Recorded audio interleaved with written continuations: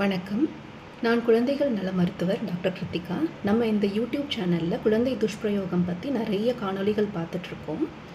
அந்த மாதிரியான குழந்தை துஷ்பிரயோகத்தை பற்றின விழிப்புணர்வு நம்ம இந்தியாவில் நமக்கு தேவையா அப்படிங்கிறது உங்கள் கேள்விக்கான விடை இந்த காணொளியில் இருக்குது.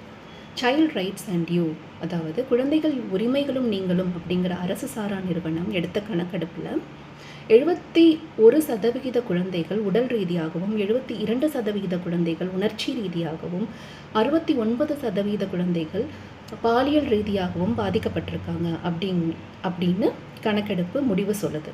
இந்த மாதிரியான குழந்தை துஷ்பிரயோகம் கிராமப்புறங்களிலும் நகர்ப்புற சேரிகளிலும் அதிகமாக காணப்படுது அப்படிங்கிறது அவங்களோட கணக்கெடுப்பு முடிவு.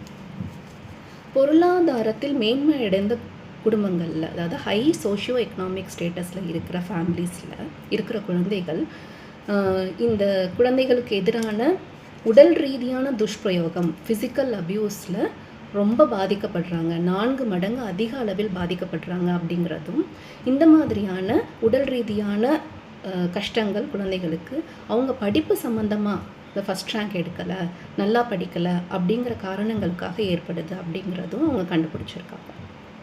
2016லேருந்து 2022 அந்த 6 ஆண்டுகள் இடைப்பட்ட இடைவெளியில் குழந்தைகளுக்கு எதிரான பாலியல் ரீதியான வன்கொடுமைகள் 96% அதிகமாயிருக்கு அப்படிங்கிறதும் அவங்களோட கணக்கெடுப்பு முடிவு சொல்லுது.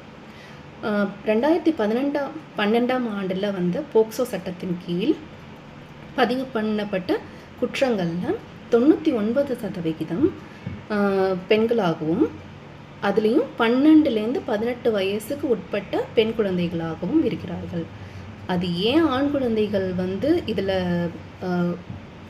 இல்லை அப்படின்னா, ஆண் குழந்தைகளுக்கு எதிரான துஷ்பிரயோகம் அது குற்றமாகவே கருதப்படவில்லை அப்படிங்கிறது தான் உண்மை.